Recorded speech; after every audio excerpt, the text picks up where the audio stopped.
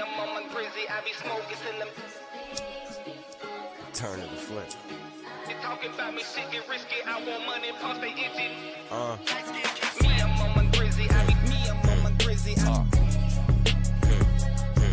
Wait. They talking about me, shit get risky. I want money, pumps they itching. I pull up on that time, I hope you niggas is prepared. I'm like AI with that practice shit, a Rocky on the stairs. Either way, I'm official, shit I've been through, need a prayer. You gon' probably see the Lord when I hit you with this chair. Woo. Feel like Ric Flair, yeah. Bang your baby mama 100 times like a snare. I'm the why, when, and where. Yeah. Pissy drunk off Julio, I pop off like a flare. If I ain't with the $1 billion show, I'm probably in my lair. Going dummy on something like people up under the stairs. I'm a mummy or something, rap a nigga like I ain't present. Got a shout out to that nigga that tried to murder my ex. Know you a blessing to this world and I just pray you get protection. Silly nigga, the money show me affection. Pistol on me moving so freely, some call it reckless. Double necklace like the cup that I'm drinking out of got Henny in. Ghost tells I give you the game cause you know we really in.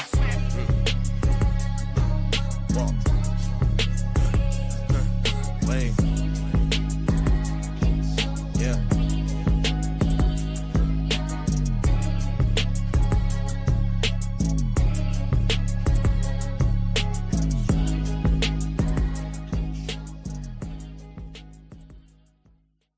Me, I'm on my grizzly, I be smoking till I'm dizzy. Got the stances on the glizzy. Don't make me spin this bitch like frisbee. Talking about me, shit get risky. I want money, pumps they itchy. Niggas wasn't with me trenches. Niggas better keep your distance. I be on this mission, blue cheese ain't no dressing. I be vibing, ain't no stressing. If I'm there, I keep my weapon. I want mine and I want extra. If you own it, I'm gon' catch it. I been on the pilot pressure, wish that weight like I wrestle that fly. Go turn your west to Casper, collect that plate like a pastor. I'm a money making bastard. Certain squares, white castle, ducking handcuffs and them shackles. I want cheese like a pack of niggas. Snakes without the rider. Me on that is half the battle. Me blow stacks to make them matter. If I'm fucker, then I spatter. Getting heads, you know I'd rather get that bread. You know I'd rather eat that dick. You know I love her. When I'm finished, you can get her. When I'm finished, you can get her.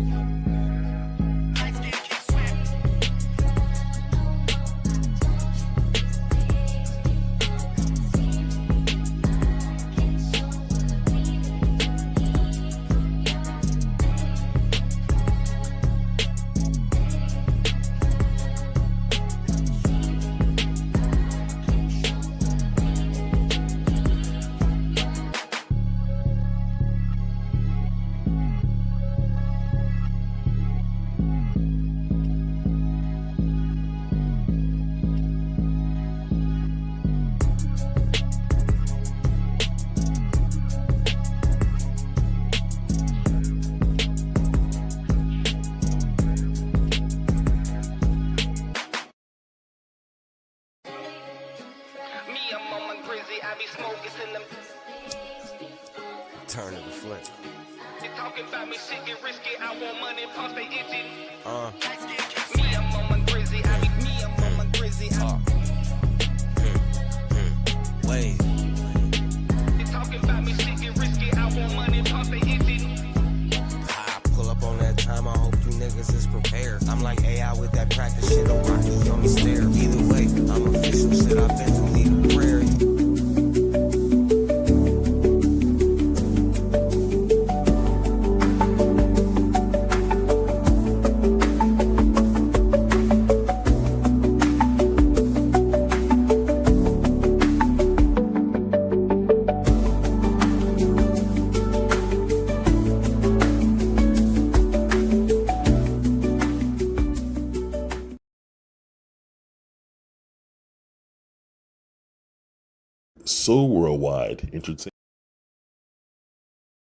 So Worldwide Entertainment presents the Raw Side of Thangzz TV. Bam bam on the beat, baby.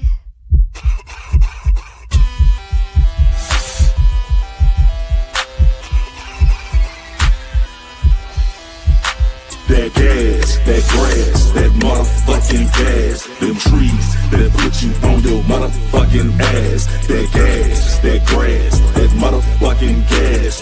Hit it 3 times, then motherfucking pass. That gas, that grass, that motherfucking gas. Them trees that put you on your motherfucking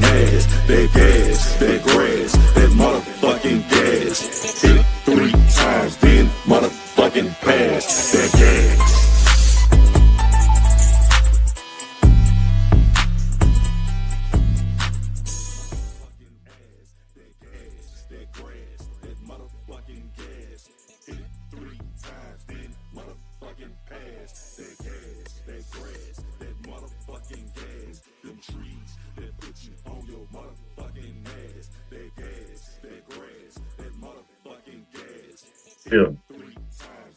Uh-huh. Uh-huh.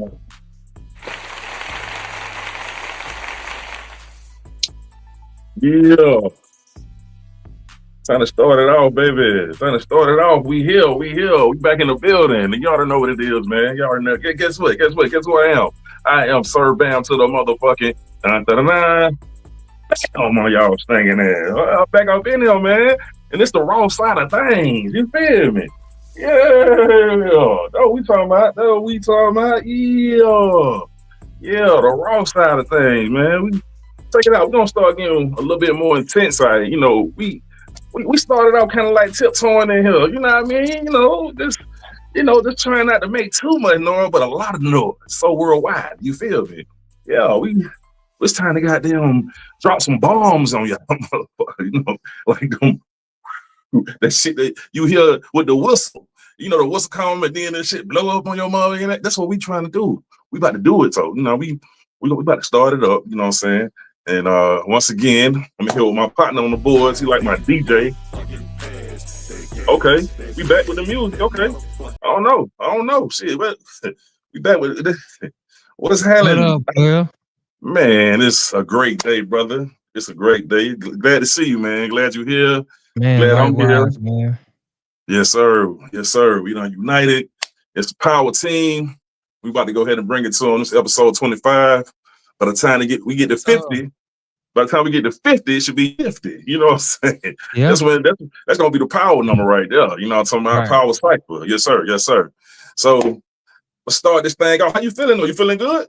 Man, I'm feeling great, man. How about yourself, man? Man, I can't complain, but then again, I can. But I'm gonna make things better. You feel? Like you said, I could complain, but who would listen? Yeah, damn it. You know what I mean? Right. Yeah. We gotta handle this shit, man. But we're gonna start it off with the Monday motivation for the Raw Side Nation. Yeah. How y'all feeling out there, man? First of all, I want to start it off, and make sure we gotta remember to applaud that we all are here and we're breathing. So give yourself a round of applause because you are great and you're wonderful. Yeah. You got to clap for yourself, you know what I'm saying, for waking up in the morning. You know, that pineal gland is sparking. Yeah, just like the sun in the sky. Yeah, today we're going to talk about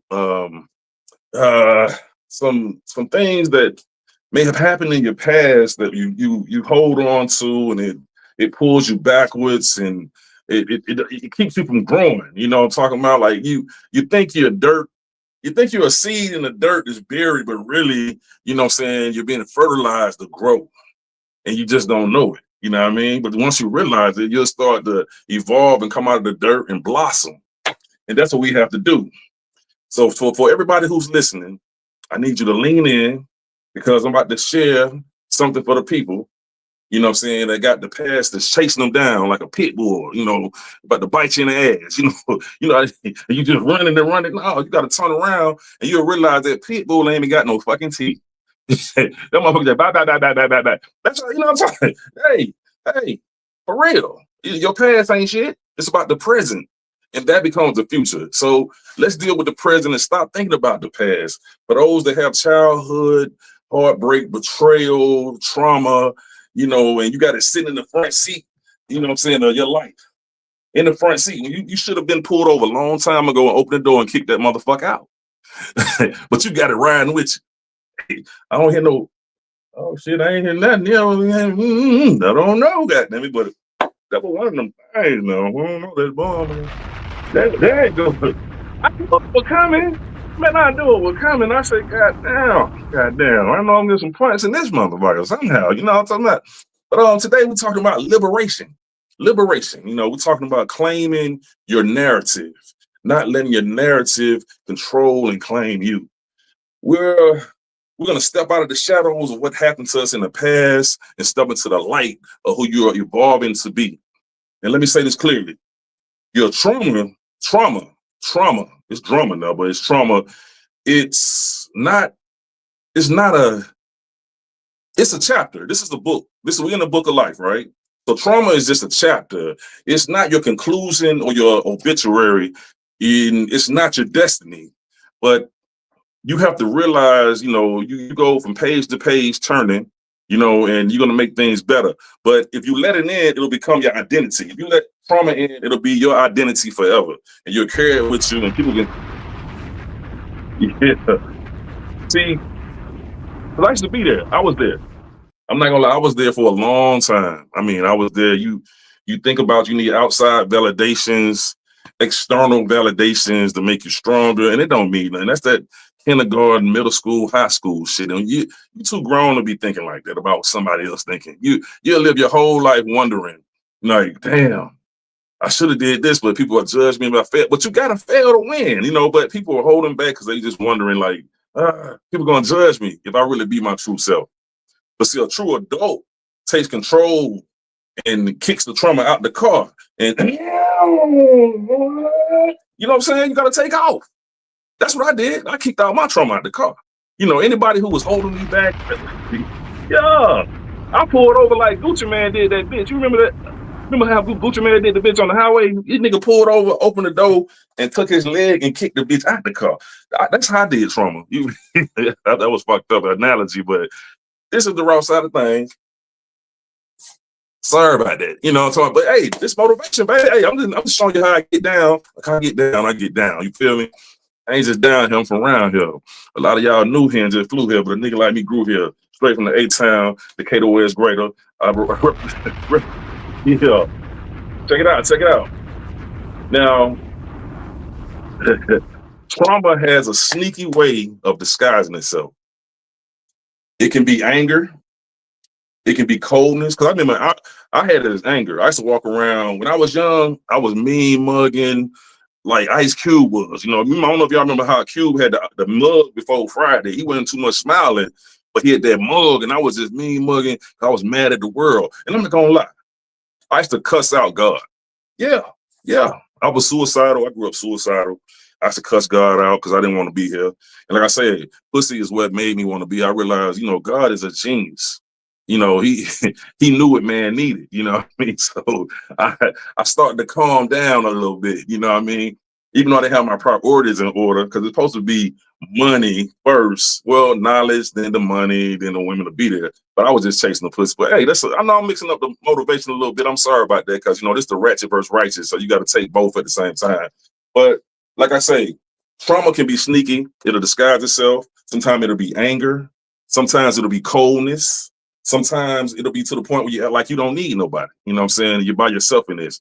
It'll be anxiety and silence and have you overthinking, with your distrust, and sometimes it'll be bad habits and self-sabotage. That's what I did. Like I said, I started getting on drugs. But like I said, if I was already suicidal, and I was already on some old genocidal, mentality. Like I say, if I hate me, you ain't got a fucking chance. And that's how our people are today. When you see the young people out there on the gangster shit, you know what I mean? Like I say, if you hate yourself, your brother look just like you. He ain't got a fucking chance. And that's what's happening right now. Yeah, man, it's real talk, man. It's real talk, man. I hope it's making a little sense. You feel me? Because I know I ain't got, I know, cuckoo. I know y'all ain't something wrong with that, boy. You know what I mean? But hey, this is how I bring it to you. It's unorthodox. Like I say, trauma doesn't always scream. Sometimes it sneak up behind you like somebody about to hit a lick and whisper in your ear, give it up. And a lot of y'all giving it up. You feel me?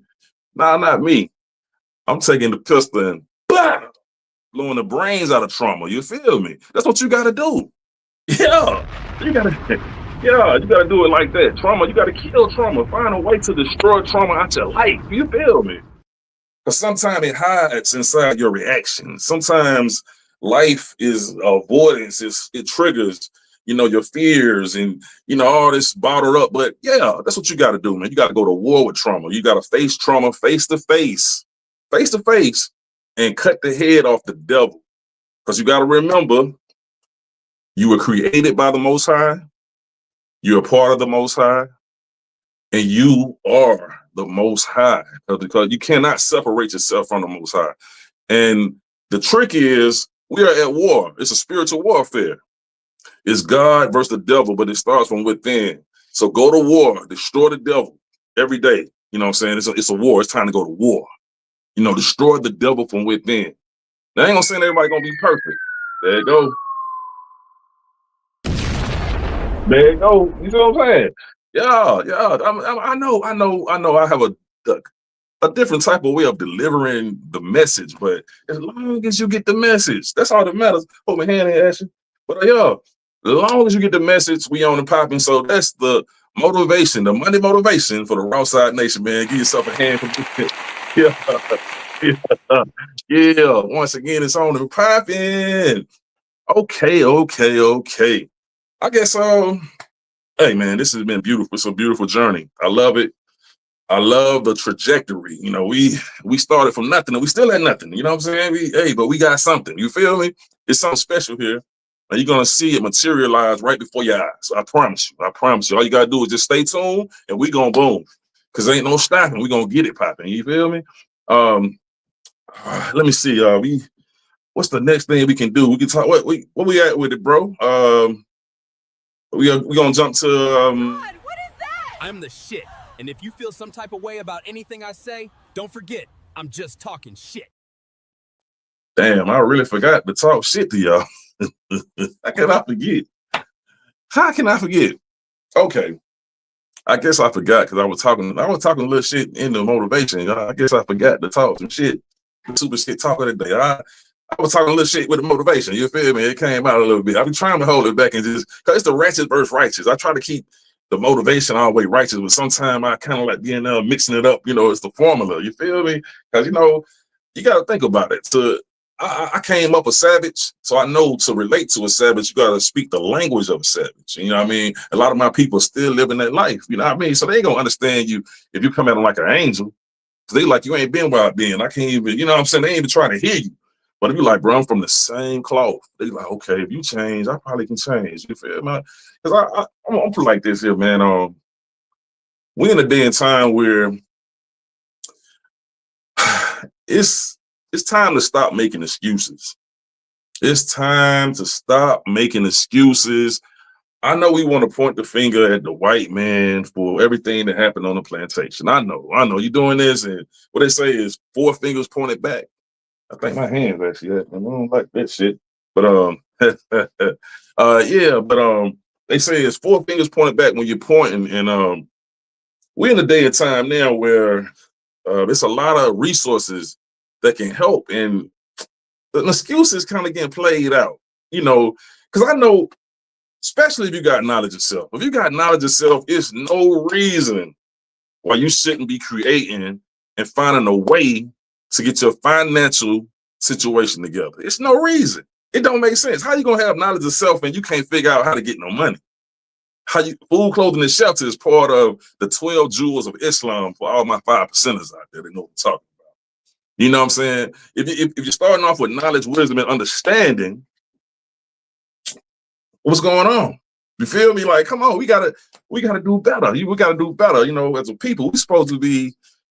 I know we're supposed to be owning land together. We're supposed to be united, but that's not gonna happen. But as individuals, we got to show and prove, man. We got to stop this white man doing it. We're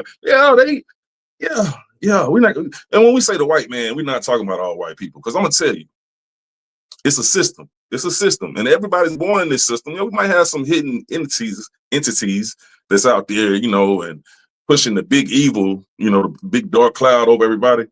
But overall, it's not all white people. Come on now. You know what I'm saying? I had a white bitch the other day that was goddamn, the head was fine. I'm just fucking with you. But I'm just that's the good white people. Give me that. Hey, it's a joke. I'm sorry. But check it out.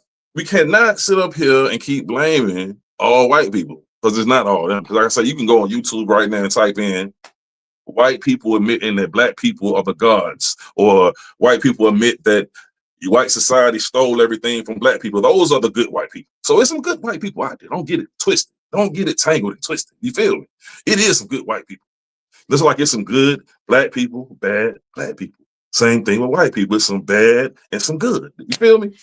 Because I got a circle and I deal with some Caucasians, and and sometimes I can call them and let me hold a little something. You feel me? Cause I gotta have some cheese with my crackers. I'm just fucking with. That's another joke. Hey, come on now, y'all know that. Man, it's the Raw Side of Thangzz, man. Get your motherfucking mind right. Get your mind right, man. That's what we do. That's what we do over here. You know, you gotta have thick skin, man. I'm doing comedy, goddamn me. You feel me? You gotta laugh. You know, you either laugh and cry, you're somewhere in between. And in between, you know, you choosing the goddamn laugh or cry. Something gonna happen because life gonna kick that ass. Life is coming to kick that ass. And you're gonna end up crying one day. You feel me? So you might as well just, you know, laugh as much as possible, man. Have some fun. You know, and I feel like the way New Orleans do funerals, that's the best way to do a funeral. Celebrate life. Have a party. You're gonna cry anyway. Have fun. You feel me? It's tears of joy. Remember the person they was alive. So yeah, man. It's a couple things I want to get off my chest, man, and just realize I have about 3 partners I know. You know what I'm saying? They got knowledge, but them boys ain't really getting to the money. I'm like, God damn. You know, you don't read goddamn 100 books, but you can't get a pen in your pocket. Like that shit is, come on now. I was just with him and I'm like, damn, brother. You know, I was talking to him about the same shit the other day. I was like, come on, man. Like, shit, bro. You the wisest man I know. How in the fuck? You can't figure out how to take care of yourself. And I've been there, so I can't blame nobody, but I'm just saying, them brothers really got some information I don't have. You know what I mean? They've been they've been consistent with studying since goddamn way back. Me, I had my off and ons. You feel me? I was off and on here and there. You know what I mean? Thank God I'm back. You know, but just had to give it out. You know, I just feel like I say, man, to all my brothers, man. You know, they got knowledge, but ones who don't have knowledge, get your money, man. You know, go to Google, go to AI. You can ask AI anything. How can I start a business? Give me a blueprint on starting a business in this. How can I make $1 million by next summer doing this? Give me all the resources I need to start my business. How many fines do I have to pay or fees I have to pay to start my business? Give me A to Z, everything in order. This is the kind of world we in today, people. Everything is really done for you. It's all that excuses. This shit is over. The shit is over. Because what's going to happen, the people that's on board are going to move forward. And 10 years from now, you're going to see everybody just really get into some entrepreneurship. And the people that ain't on board, they're going to perish. They're trying to get rid of you. That's what's really happening. They're trying to see who can figure it out. Because it's at your fingertips right now. You know what I mean? We already had Google. We already had the apps. But now AI, come on, man. Y'all stop playing. Stop playing. They give you all, they trying to make a better, it's to make a better world. It's going to be some bullshit to come along with it. Don't get me wrong. It's some bullshit. It's always, you know, it's duality. You can't have good without the bad. You feel me? But you got to take advantage and make a move to start something. You got to be starting something. Got to be starting something. You got to be starting something. Got to be starting something. Hey, that nigga Mike was getting down with it, but shit. Fuck you talking about, man. But it's real talk, man. I feel good, man, because this is my 4th day juice fasting. I'm back juicing. Yeah, man. I'm transforming, getting ready for this movie, for these videos next year. You know I'm an OG, so I gotta really be on my shit. You feel me? So it's my 4th day. By the next episode, I'll let you know what day that is. And if you ever hear me not say I'm juicing, know I'm back fucking up. But I'm not trying to relapse. I'm not trying to be stagnated and die. It's time to get healthy. It's time to reset all my organs. You feel me? All the excuses, that shit is over. Over. I guess we can go to a break. You want to go to a break, my brother? Nate the Great? You want to go to a break, man? Yeah. And y'all stay tuned. We'll be right back. Yeah.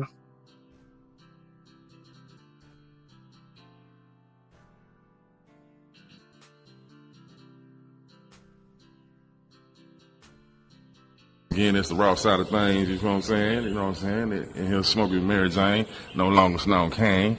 I don't have to say that shit, 'cause y'all need me thinking, because I do my stand-up shit and talk about Snow. You think I'm still doing it. No, nigga, that's the past. Anyway, check this out. I need you motherfuckers to subscribe. There's going to be some problems by next summer. If I don't go viral, I'm going to turn back to the old me. And you don't want to see that. I'm be like these YNs out here, you know what I'm talking about? For real, nigga. I'm going to come out of retirement on y'all motherfuckers, man. I'm just fucking around. I ain't trying to get locked up, nigga. You got me fucked up. Mm-hmm.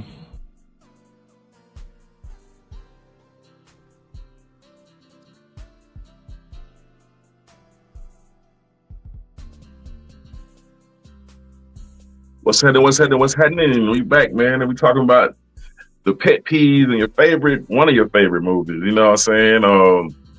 Yeah, pet peeves is a motherfucker, man. I know we got so many pet peeves. You know, pet peeves are funny when you think about it. One of my pet peeves is I hate paying bills. I mean, I'm a little better at it now, but I'm gonna tell you how it used to be, how bad it used to be, right? Now, I told you I could be, you know, I know when I say it, people like, it's fucked up, you keep saying you were suicidal, but yeah, I was suicidal. I wanted to hurt motherfuckers all the time. You know, I was really fucked up in the head at one time. And paying bills irritated me already, right? And then you got to call and you listen to, you know, the voice, the little voicemail, the operator shit, the computer. And that shit was just irritating me so much. I wanted to kill motherfuckers. Like, I swear, I was thinking about killing, listen to them. And then to get on the phone with somebody from India. Hello, how you doing? Can you say that again? Can you say that? Man, oh my fucking God. I was thinking some of the worst shit. Like I keep on repeating. Can you please repeat? I really understand. I'm like, oh my, like so. Yeah, that's a pet peeve for me now. You know, sometimes when I talk to a foreigner and they can't really understand what I'm saying, I'm trying to pay the bill and I already been waiting, goddamn, about 10, 15 to 20 minutes. You know, like, and they keep on match one. If you go, you know, they always tell you go match another button and go here. You go like 5 different buttons and shit till you find the right button. It's shit. Yeah, man, that's one of my pet peeves. That you know, I used to be. I'm not as bad as I used to be. Like I said, I would throw it off back in the day. You know, the Lord knows, the Most High knows. I was completely cuckoo out of my mind. I ain't gonna lie. I was, oh man. And I know it's people that's worse than me, and that what scares me. Because I know how I used to think, right? But I wouldn't even do the things on my mind. So, but anyway, another pet peeve I have is but I'm gonna go back. So we talking about past traumas and shit. When I used to think like that, when I had to get a job, you know, and it really irritated me to get up early in the morning to go to work. You feel me? To get up 4 o'clock in the morning to be to work at 5, or get up at 3:30, maybe to 5. That shit had me heated. That's why I hated going to school. I used to hate that shit. So to go to work, I'm like, mad as a motherfucker. I'm talking about this thing about killing motherfucker. I shouldn't say the word. Oh, I forgot. Sorry, YouTube. I gotta stop. I gotta say on the live. Oh my God. Hope I don't get. I forgot. It's certain words you can't say. See, being wrong with you. Okay. But anyway, I was thinking about a lot of crazy stuff, and I go to work, and I used to hate to hear people say good morning. Oh, because I didn't even want to wake up. So to hear somebody say good morning made me want to really just, you know, and then I had to say it so many times. Good morning, good morning. You know, white people be out there chipper, the little chipper shit, right? Hi, good morning, good morning. And I was like, but another motherfucker, good morning. You know, and I had to say good morning about 15, 20 times every morning. And that, oh man, that shit used to irritate the shit out of me. I'm not gonna lie. And plus, I had learned a long time ago that morning means death. So it really was fucking with me because, like I say, it'd be the knowledge you done found out, and you know, you'd be just juggling. And you know, even though I was that savage, I'm telling you, a lot of stuff was still swimming in my brain. But yeah, you know, just give you a little inside scoop on, you know. I know y'all say, boy, but yeah, I'm being very transparent. It feels good. I love this shit. I'm telling you, you know, hey, y'all, man. But and one of my favorite movies, I used to smoke weed too. Even though the white boys be doing a lot of suspect and they do a lot of suspect shit in their movies. You know, I know it may sound hypocritical, but man, sometimes comedy with the white boys, they can get away with the shit. And I don't really too much be tripping unless they go too far. It'd be like, okay, you know, but they do go kind of far on, yeah, I know. But anyway, shit be funny. You know, you smoke weed, you just like this motherfucker. Or you see somebody black dude, you be like, hold up, bro. You a brother. You know, you got melanin. That ain't funny. You feel me? It don't be funny when you see a black man. Hey, what you got a dress on with that? No, brother. So, you know, I know. But anyway, man, Kumar and Harold, I don't watch all of them, 1, 2, and 3. They say it's a 4th one. I ain't seen that. When I see say a 4th one, and I was looking for it, man, that shit is hilarious. If you want to laugh, I'm just saying, really just, man, these throw the fuck off. And they can do all kind of crazy stuff, you know what I'm saying? And get away with it, you know what I mean? Not saying we want to get away with it, but I'm just saying we came in, you know, kind of make a remark about, I don't like that, or I'm not with that, you know, and you get banned, you know, you get canceled if you just say, I don't like that, or that's not my flavor, you know. It's just, we got, you know, so many limitations on, you know, being melanated. You know, it's just how it is. It's part of the game. But that's one, yeah, that's one of my movies that spoke to, just like Half Baked. I don't know why Dave Chappelle did not come back for a part 2. I was highly upset. I was highly upset. Yeah, I'm gonna tell you, I wanted a part 2. I'm gonna tell you another movie I want a part 2. The Wash with Dr. Dre and Snoop. I'm like, man, don't y'all understand? This shit is good. You know what I mean? I think people slept on The Watch too, but that shit is hilarious, man. They got this scene where DJ Pooh be in the house and he be on the phone telling all the information to the people that's looking for them. And that shit be funny. But that's like one of the funniest parts in the movie, man. I almost died laughing, man. Like, oh my God. But that's a classic. That's a classic, man. That's one of them classics. What other movie? I'm gonna tell you a movie that people hated on, like they act like it wasn't shit. 2 movies that people act like it wasn't shit. They kind of like looked at it like, I'm like, what the fuck you talking about? Remember Martin, A Thin Line Between Love and Hate? He brought Bobby Brown back, man. What you talking about, man? That man brought Bobby Brown back, and y'all was tripping. That shit was good. The only thing I had against the movie was I would have stayed with Shawty, the lady, the older lady. Yeah, well, you know, but yeah, I would have been with her. The hell with that. She talking about buying a club. She riding limousines, getting him a car, getting him, man, come on, man. Come on, man. And he made her crazy. People are like, oh, she crazy, man. He should, no. He made her crazy. He dogged her out. He drug her. Yeah. That's the after effect of the situation. So, yeah, hey, I'm just like, man, I would have been with her. I was mad. I felt some type of way. I don't know if movies make you feel some type of way, but I kind of it evoked the emotions in me, you know, to the point where, I don't know, I had just got the shower. I don't know my hand ash. But yeah, I was mad about that shit. I'm like, where the fuck you want, man? Fuck that. Fuck shower. Get with her.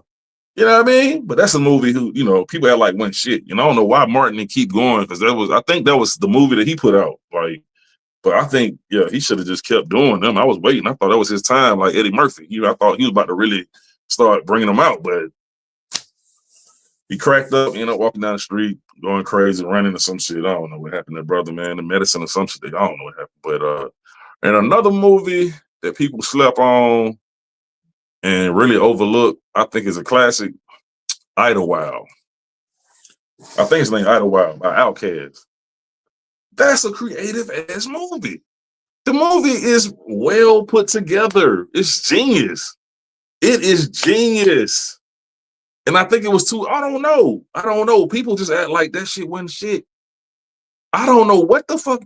Man, I don't know, man. I really don't. I still don't understand how people slept on that movie. Like, wow. That was good. It was good.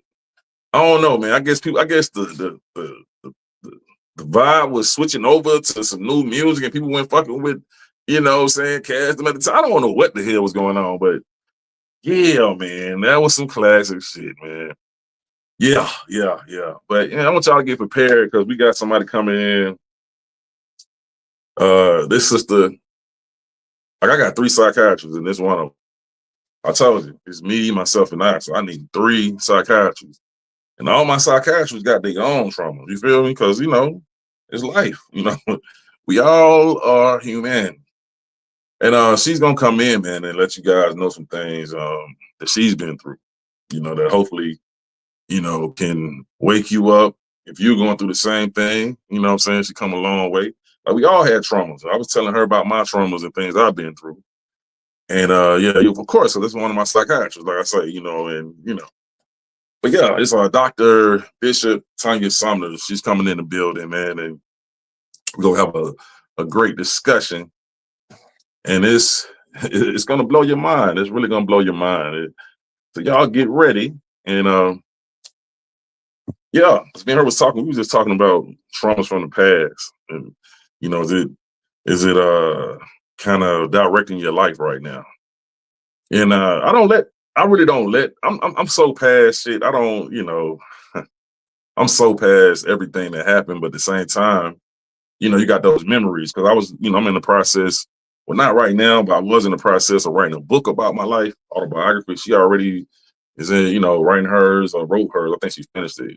But yeah, she'll tell us. But yeah, I was trying to go there that's when I realized it's worse than what I thought. Like, it's one thing to say, but damn, I remember the shit I've been through. But when you start writing a book, nigga, oh my God. I'm talking about, it was so many tears coming out. I was like, man, I can't even see the screen. I couldn't even type. I had to stop. Like, I don't know if I'm ready for this. Like, man, you know what I mean? Because it started bringing up a lot of feelings I done got past, you know what I'm saying? And I don't want to be the old me. I don't want to be that guy. You know what I'm saying? When that guy, my God. yeah, I don't want to be that guy. That guy, if I return, man, that would be so sad, man. You know, because I can't be in the penitentiary, man. That ain't, hell no. That shit lame as hell, man. What the fuck? And I was almost there so many times, man. Just being dumb and stupid, man. Oh, the streets ain't shit, man. Ain't no love in the streets. Ain't no love in the hood. You might think it's some love in the hood, but ain't no fucking love in the hood, man. Everybody hurting and shit and plotting on one another and backstabbing. I mean, you know, of course, our people feel with self-hatred. We all against. And this is something, too, I was thinking about. We're very selective about the crimes that we think are cool as a people. You know, that shit, oh, my God. Like, think about it. We think, well, I ain't say we think, but it's pushed in our minds, and we all been on the same page where, you know, this gangster shit just so cool, right? So it's like, when it come down to killing each other, gang banging, drug dealing, pimping, scamming, what else? Robbing, what else? We have selected the crimes that we think are cool, right? But then there's certain crimes we be like, oh, hell no, you wrong for that. Like, think about it. Somebody talk about rape, oh no, pedophilia, no. It's certain things you be like, oh, you know. So I don't know who made the book, you know. If somebody made the book and say, okay, this not, we ain't gonna do that, but we'll do this. You feel me? And it's all the same shit. It's all the same shit.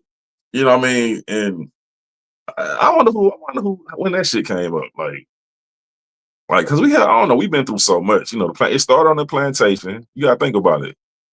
Okay, the plantation had the overseers that watched the slaves, and the overseer became the officer. So it's overseer, officer. You know, and the first badge said slave catcher. Okay, we got that.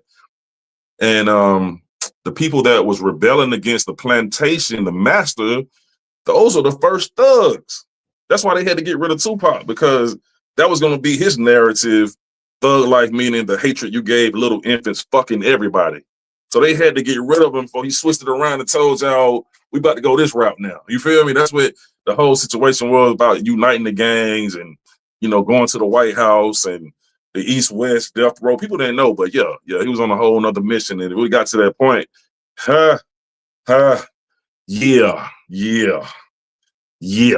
But yeah. So yeah, man, the first thugs was, you know, leaving the plantation, running away, gathering groups and groups of other enslaved people and going killing the slave masters. It just wasn't Nat Turner. It was groups and groups and groups. You know, people don't. That's part of history. I don't want you to know. It was some mobbing going on, but that was the first thugs. Then so-called let us free. A lot of people that didn't know was still on the plantation. A white boy got so much game. He say, one day Jesus gonna let you go. You know, just keep praying to Jesus, and you know, hey, let you go. Praise Jesus. I'm just saying, it's a game. It's a you know, hey, I'm just saying the history. Hey, but I got this book right now talking about this slavery, but hey, the game is real pimp shit, man. The slave, I'm telling you, white supremacy pimping. It is what it is. I know. You do the research, you be like, wow, these motherfuckers are geniuses. Like, we was on the plantation and they was having these same holidays that we celebrate now. This shit is amazing. That's pimping. You got to say it's pimping. Come on, man. It's gangster shit now. And we, yeah, there we go. We got to give it up. Dr. Bishop's Sumners in the house. You just popped in on me. Hey, I'm glad you're here, man. What's going on, man? I told him we one of my psychiatrists. So we call it as we see it. Yeah. I got 3 of them. You know, for me, myself, training. For me, myself, and I. Mm-hmm. Yeah, you have to have so much. We have to have so much training And so one of Yeah. my areas is getting people to understand a person Hmm. that did a 1 day, they're gonna be a life coach or 2 day life coach and all this kind of stuff. We have to have master's degrees. We have to have 600 hours in school. Well, 700 hours in school. Then after we graduate, we still have to go get 2 more years on the job training. Then after we get that, we still have to get classes, 35 hours of classes biannually. Mm. So, people have to know, we have to start Mm. explaining to people, Right. because I've seen people that were not licensed and they take advantage of people, right? Because they don't know. They don't know Right. about ethics. We have a real strong ethical background that we have to follow. And a lot of these people be on there dating their clients, and we're not helping Wow. about dating them. So, I just Wow. throw that educational piece in there, because That's we as crazy. black folks, we don't ask because we don't know. So we don't know to ask, right? It's crazy you said that. I'm getting a little bit off the subject, but this girl was just telling me how she's a date her gynecologist. I was like, damn. So you know about that too, right? That goes on.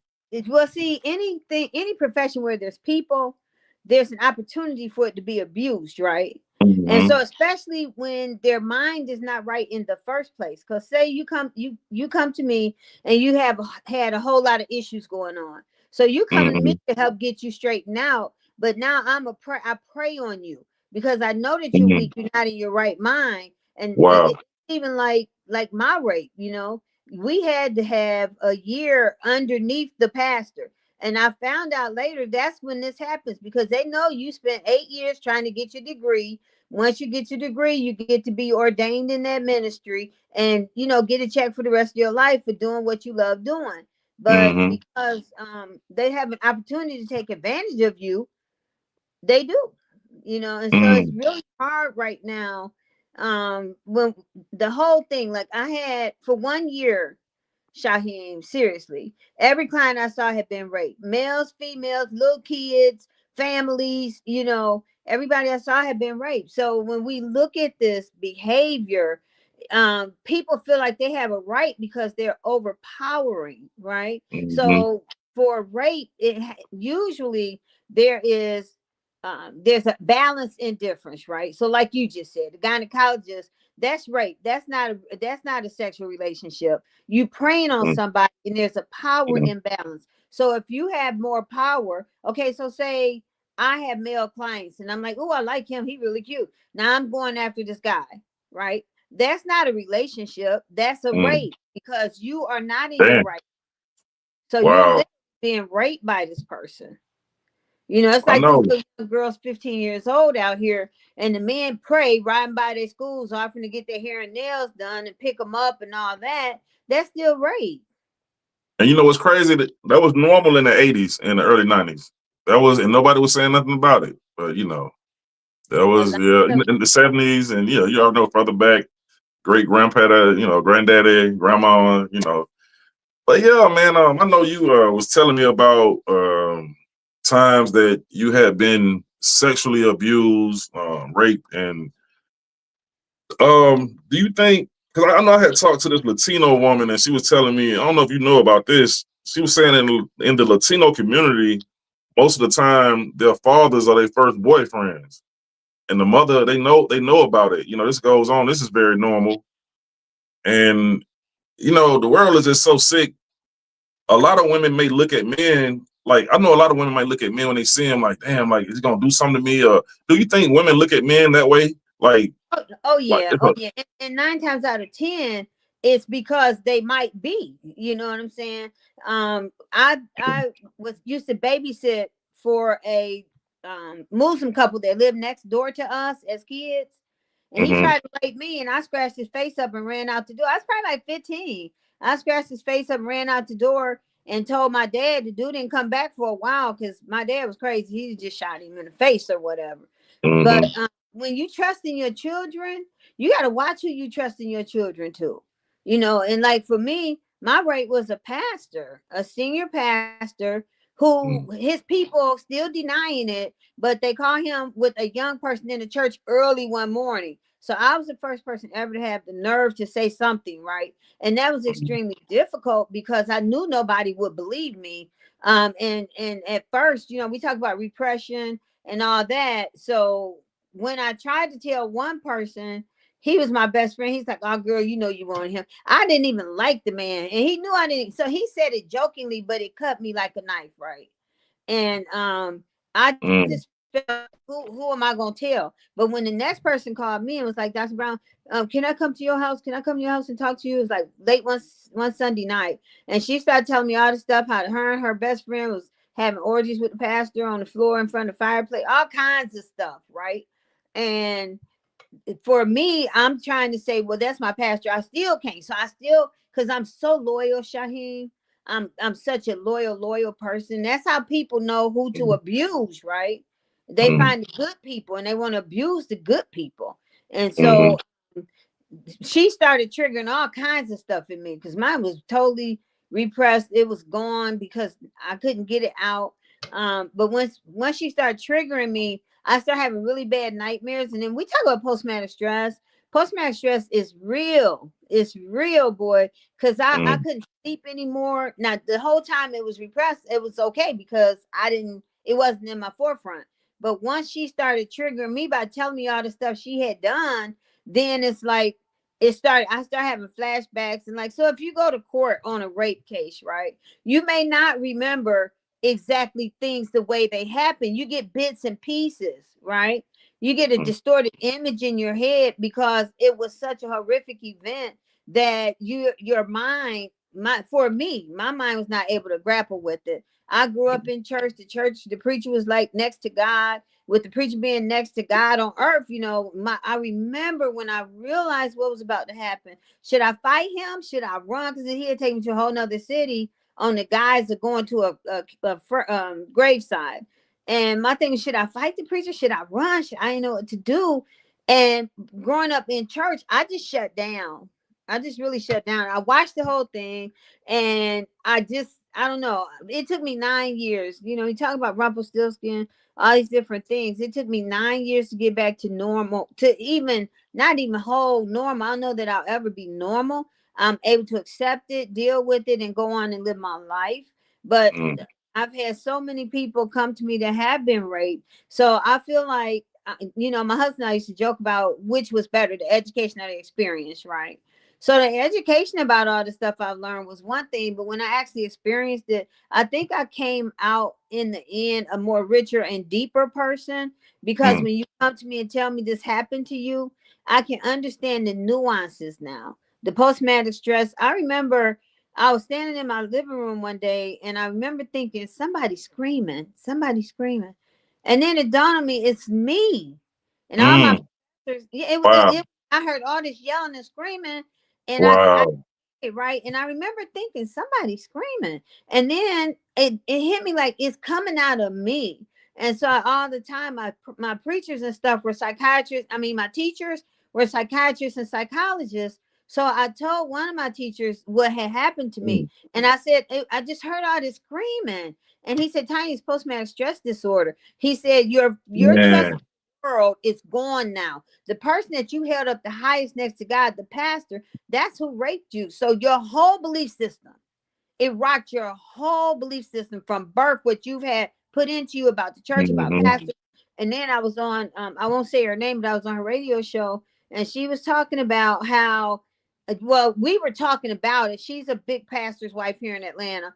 And people were calling in talking about that girl's lying. She lying. Ain't no pastor raped her. Ain't nobody did this, did that.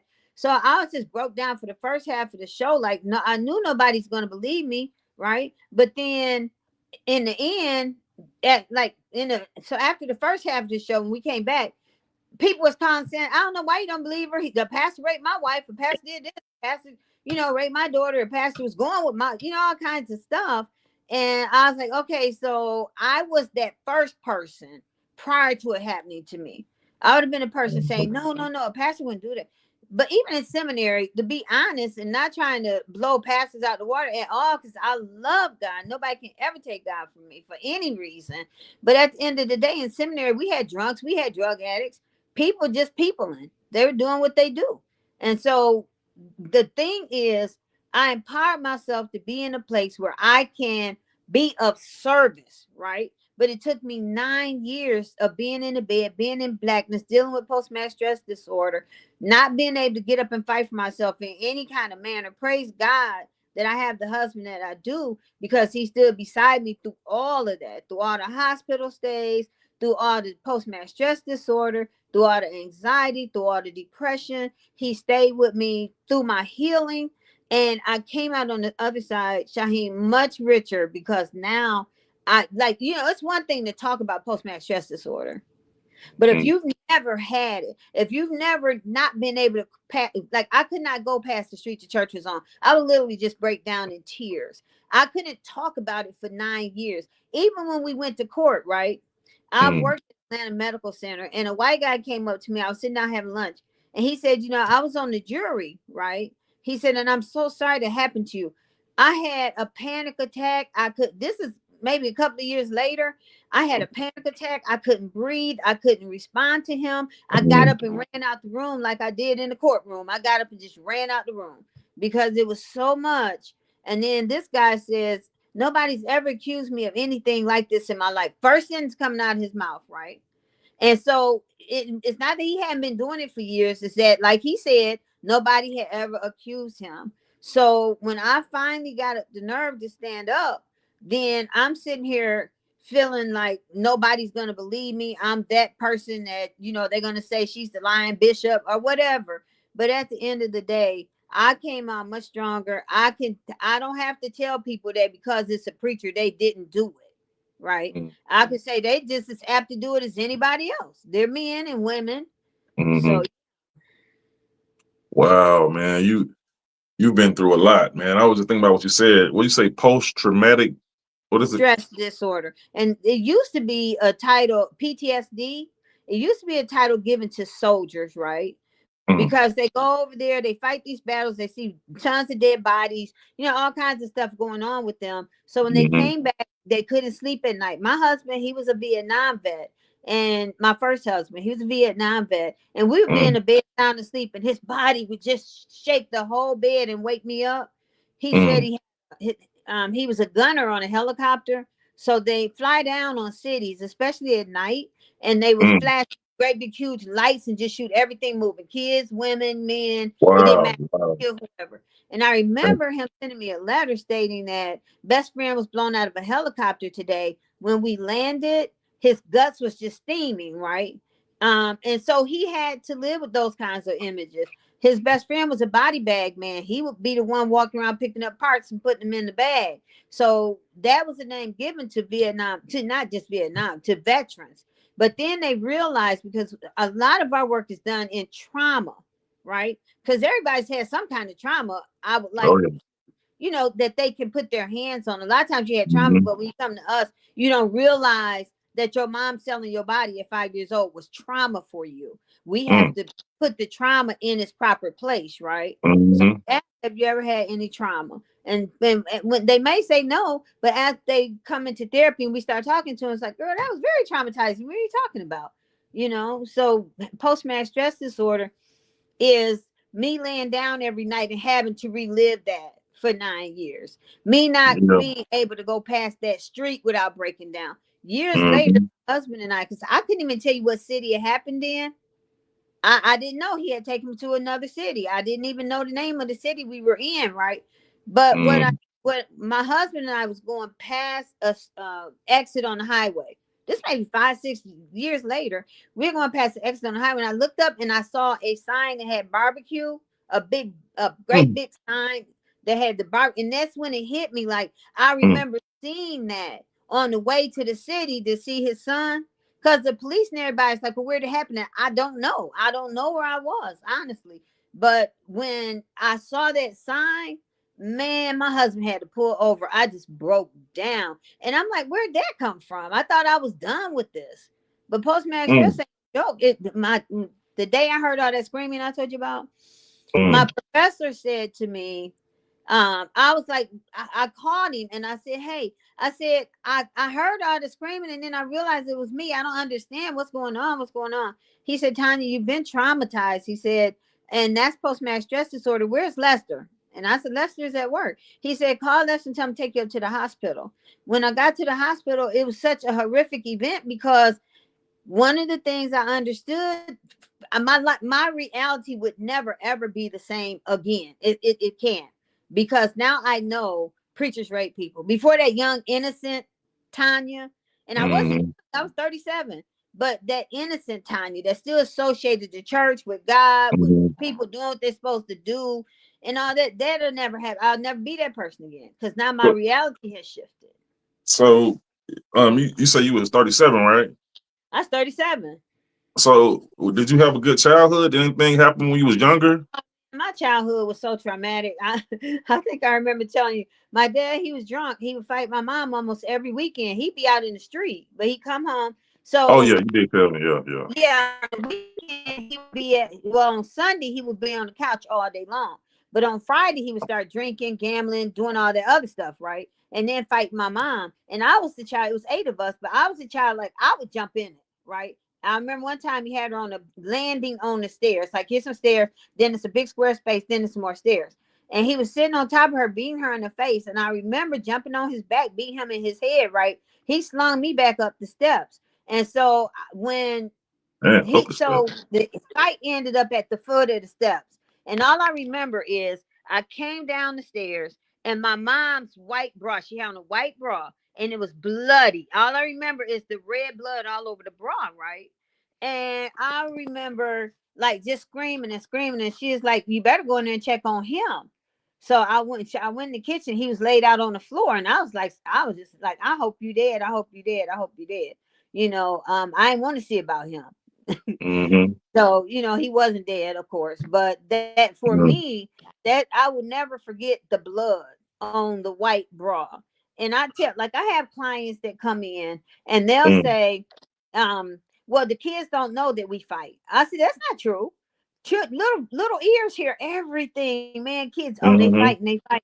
So I don't know if I told you Yeah. about that, but I had done this experiment in my office where these parents, they fought a lot, and they would tell me all the time the 3 kids didn't know. So I said, here's what we're gonna do. I have a black leather sofa in the back part of my office. I put the parents on the sofa. The kids, they were in the swivel chairs up around my desk, the 3 kids. So I'm Mm-hmm. asking them questions and stuff. So the little boy said, my daddy beat my mama. When I get up, I'm gonna beat him up. And the girl said, my daddy knocked my mom down the stairs in front of my bedroom door. And so you traumatizing these children at an early age. Yes, they do hear you. Yes, they do respond. Yes, it does affect them. They are going to grow up with anxiety because when they hear a sound in their life now, they're going to be puzzled. Like, even, and that's the post-traumatic stress disorder too. Post means past, right? So the event Mm-hmm. is past. However, you're still living in that event. So the event Oh, is over. You're still living in it. And so I tell people the greatest thing that ever happened was when the court made doing stuff in front of children illegal, and you're gonna get a fine or you're gonna get arrested, right? Because you are damaging these kids before they even have a chance. They don't even have a chance to grow mm-hmm. up and be normal. They're gonna live with that anxiety. They're gonna have probably lifetime depression. They're gonna be on medication. They're gonna be in therapy because you messed your kids up, and there's no other way to say it. Smoking weed. Now what be killing me is like somebody rolled their window down and the whole smoke just start billowing out. But you got a brand new baby sitting on your seat. Yeah, I know people do that. I know. You Yeah, know, I that's know. so messed up. Why are you messing up this kid? And secondhand smoke. I used to go to different schools and stuff and teach smoking cessation. Secondhand Mm-hmm. smoke is way worse than firsthand smoke. It's way worse. So people are Yeah. like, I don't know why I'm dying. I don't know how I got cancer. I never smoked. It might not have been you. It might have been your mom and your dad that gave you that. Mm-hmm. So I try to tell people, look, Mm-hmm. whatever you don't want your kids to do, that's what you shouldn't do around them because my little nephew, my little god baby, right? Me and my best friend was just talking about this. So I took him shopping. I hadn't seen him in about a year since dad brought him to stay with us. I took him shopping, went in the store, and he was like, so it was like 70 degrees, 80 degrees outside. He came with this big pack of socks. And I had like 8 or 10 outfits in the buggy for him already, but he had this big pack of socks. I said, baby, it's summer. You don't need socks, right? I'm not going to get them. That doesn't make sense. So we're leaving out the store, and I look at his back, and I'm like, what's wrong with this boy's butt? And so he done shoved the socks in his back of his pants, right? Mm, And so I'm like, look, I made him take the socks to the store manager. I made him apologize. And I mm, told him, I said, I don't know where this behavior came from, but you, boy, do you know the one of them old mamas, I will hurt you. You'll have me losing my license and doing all kinds of stuff. mm, And he never mm, seemed mad. But I was mad. I said, this is not a behavior that you get rewarded for putting all your clothes back. yeah. And you better not ever steal anything else around me. I can't stop you from doing it with your dad. But then his dad stole about I'm not speaking to him now Mm, because he stole about, remember I don't think I told you that, about 70 or 80 pair of boots. I had a room full of just boots, beautiful, beautiful diamonds, all kinds. And yeah. he stole all my boots, right? And this is a kid that somebody threw in my arms at the age of 14. Me and my husband decided to keep him and raise him, which we did. Okay, got him through high school. He's kicked out of school all the time. He's fighting all the time. His mom um died when he was real young. And so the auntie wanted the money, but she didn't want to raise the 3 siblings. So she threw him at me. We kept him, we raised him. He was a good kid. So he got on drugs, and I guess he's on drugs and alcohol or whatever, really bad, Mm, because I mm, knew he was doing something, but I didn't know what he was doing, but I knew it was something because he was always high and smoking weed and all of that. And so I went upstairs in the room, and he had threw clothes all over the floor to make it seem like the shoes was underneath the clothes. And I was mm, like, where's my boots? There was so many boots in here. And then finally, when I cleaned up the room, it was all the boots were gone, like 70, 80 mm. pair. And I'm talking about Dang. designer boots. I'm not talking about no any kind of boots. And so that hurt me to my heart. And Mm, then just doing stuff and trusting people. And I'm like, I got post-max stress from just trying to take care of him and his kid, because he's robbed me a couple of times, and I keep forgiving him, and mm. but I'm like, no, I'm done this time. I'm done. Man, you've been through so much, man. I'm just glad you here, man. You know, because a lot of people, they can't be as strong as you. You feel me? But I tell you what, you're gonna come back for part 3 or part 4. They come back for part 4 because you gotta let them know what happened with the virginity. So we'll, the 5 minutes or 2 minutes or Oh 1 yeah, minute. yeah, Yeah, we'll yeah. talk Okay, about that we'll next talk about time. that next time. That's gonna Yeah. be interesting too.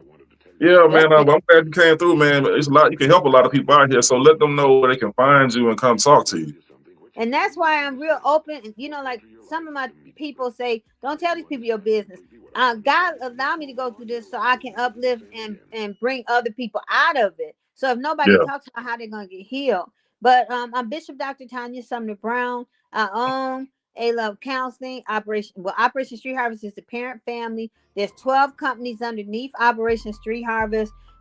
You can hit us up at 443160226.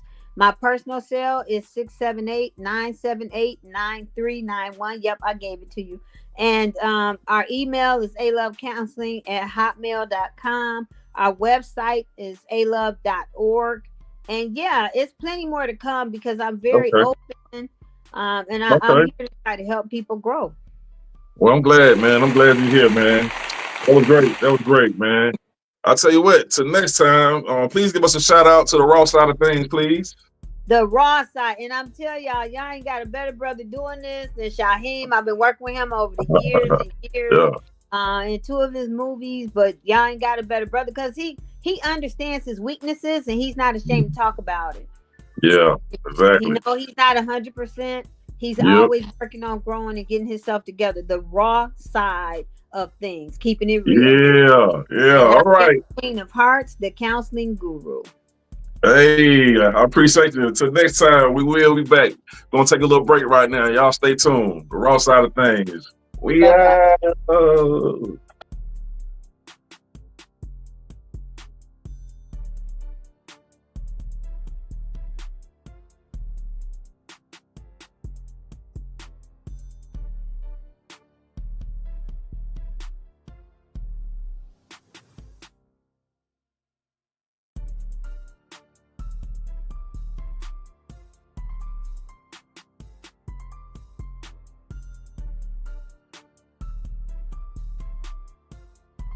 Again, it's the Raw Side of Thangzz, you know what I'm saying? You know what I'm saying? And he'll smoke with Mary Jane, no longer Snow Kane.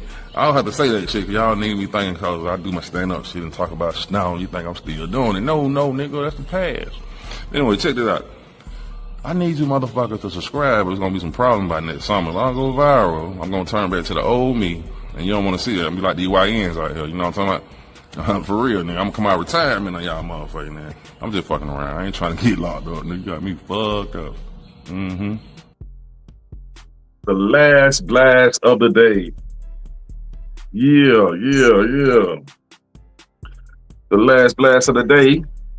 I'm glad y'all made it to the very end. And I know that was a lot of trauma to take in, and I know it's gonna wake up some nerves inside of everybody out there who've been through some things. So man, make sure you contact Tanya or the Bishop, the Dr. Bishop, you know what I'm saying, Tanya Sumners, and she'll be back.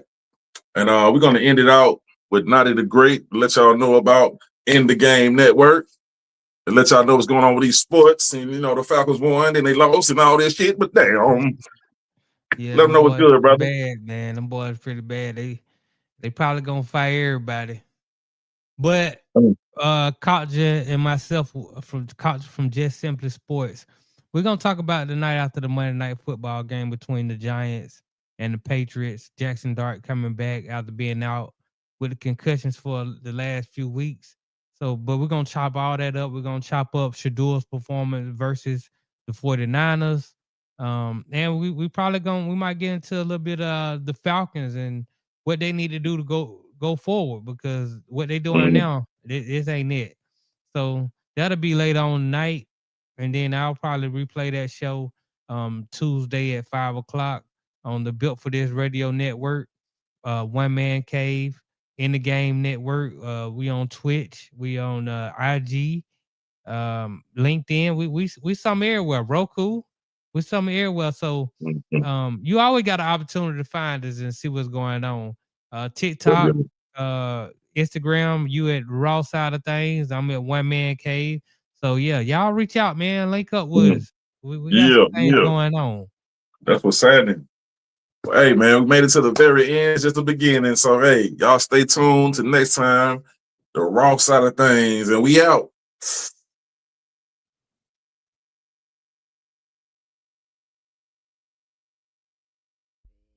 Yeah. Ta-da-da.